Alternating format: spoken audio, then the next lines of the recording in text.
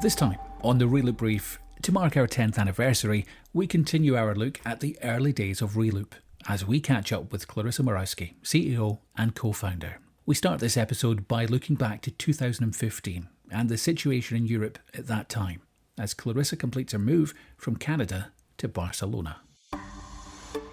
One of the first things I noticed was the outsized influence of the United Kingdom, how it had so much influence within the EU, and how resistant they were to progressive circular economy legislation. I vividly remember a first meeting with the attaché of the UK and him sort of brushing off the idea of ambitious recycling targets, saying, oh, that's never going to happen. But everything shifted in June of 2016 when the Brexit vote landed. And even though the UK hadn't officially left the EU yet, its political weight diminished almost overnight. And another interesting turning point at the beginning of Reloop's journey was the change of the European Commission in 2015. And at first, the incoming Commission actually shelved the existing circular economy package and all of its ambition, creating uncertainty. But that didn't last long. Next, Clarissa explains some of the other political changes in the first few years of Reloop. By 2016/17, it became clear that there was strong political and public support for ambitious circular economy policies, thanks in large part to the leadership of Frans Timmermans. The Commission made an about-face and became increasingly receptive to bold ideas, even paving the way for initiatives like the Single-Use Plastics Directive, which was a whole set of new policies to combat plastics waste. And I remember well visiting the Commission around 2018 when the Single-Use Plastics Directive was on its way to being accepted. And I expressed my amazement to the bureaucrats. And their message to me was, it's coming straight from the top, which was Timmermans. So that too was really interesting. So you had ambitious leadership from the Commission, the decline of the UK influence after the Brexit vote, and a growing willingness among parts of industry to engage seriously with circularity. Together, these system conditions created a rare window, an almost decade-long opportunity for real progressive policy. And the Commission was listening. Industry was more open, and that alignment made a huge difference in what we were able to push forward. So let's look at what was pushed forward. I asked Clarissa if she had a few highlights or big wins from the last 10 years. Sure, there's quite a few. Let's just go through them quickly. There's a lot when I think about it. The first is, let's just say, reforming the recycling calculation in 2016.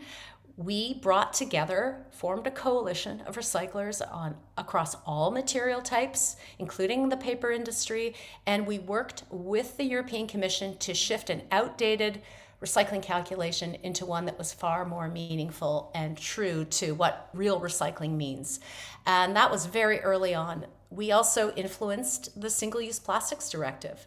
We were the ones that kind of came up with the 90% target on plastic bottles. We're very much responsible, I believe, for the introduction of the recycled content requirements, where we formed a coalition of industry and NGOs to support mandated content targets, which was eventually entered into the directive by the Parliament. It wasn't even introduced by the Commission. So that was a milestone moment for embedding circular economy principles into EU law. That was really exciting.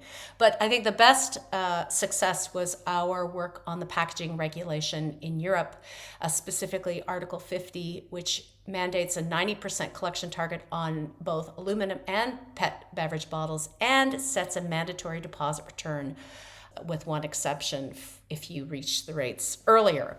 It's a big deal, and I would say that we worked really hard with industry, we worked with the Commission, we provided the data, the science that really drove the support for such an ambitious target. By the time it was released by the Commission, it wasn't actually that controversial because we had done so much vetting before that. So that was a real win, which was only adopted in February of 2025. Reuse has become a real focus for Reloop, and Clarissa talks us through some of the work that has been carried out so far, as well as some of the work that we've been doing on the Global Plastics Treaty.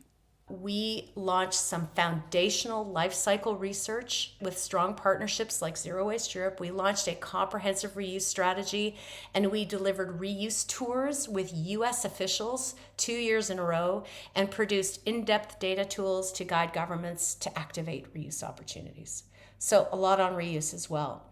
Not to mention that we protected reuse in the face of intense lobbying by some of the largest fast food interests. We led a coalition of NGOs, startups, and major brands to preserve critical reuse targets in the PPWR. And for the first time, reuse is embedded in EU legislation, which does set a global precedent. So that too was really exciting. Back to internationally, we are an accredited UN NGO, deeply involved in the plastics treaty negotiations. We submitted more technical recommendations than any other NGO, helping to ensure that evidence-based policies like reuse and DRS were part of the global conversation. One of the biggest changes in the last few years for Reloop is the way data is being presented, with the launch of the What We Waste dashboard and the Global Deposit Dashboard. Everyone's talking about our dashboards now, and we have produced sort of gold standard research and dashboards. These are data-driven outputs, not to mention reports, fact sheets, visual explainers, and most recently the dashboards. They've become the trusted resources for governments, industry, and civil society. They translate complex systems into accessible insights that drive real change.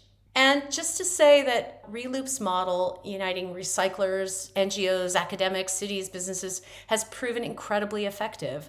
From Europe to the UN, our coalitions have influenced legislation, guided implementation, and demonstrated how aligned cross-sector voices can shape systems change. So we've looked back to the formation of Reloop, and as we come to a close on this episode of the Reloop Brief, Clarissa reminds us that Reloop's mission is clear. Materials like textiles, which are far from circular today, are the kinds of areas where we expect to start exploring more in the coming years. But at the heart of our future is our mission, which still holds true today, 10 years later, and will in 20 years, which is where we believe that we need to lead the transition to a circular economy, and that we want to see a world free of waste, where resources remain resources. This will not change. So that future that we're working towards, we're going to do it one step at a time, little by little, like we say here in Barcelona, poco a poco, through evidence, collaboration, and a lot of persistence. Thanks for joining us on this special edition of the Reloop Brief. We have just one final word from Clarissa as we look back on the first 10 years of Reloop. Despite being fully remote, Reloop has built a cohesive, mission-driven team. Through trust, commitment, and a shared purpose, we've created a high-functioning organization without the need for physical office space. Now, when you look at how long some of our team members have been with us, it's clear there's a strong bond holding us together. And in a world where remote work can be isolating, maintaining that trust and sense of belonging is no small feat. And I think that's something that we're really, really proud of. And that is the combined effort of the team. It's not just myself or one other member of the team. It happens because we're all working together. And I think that's what I'm most proud of.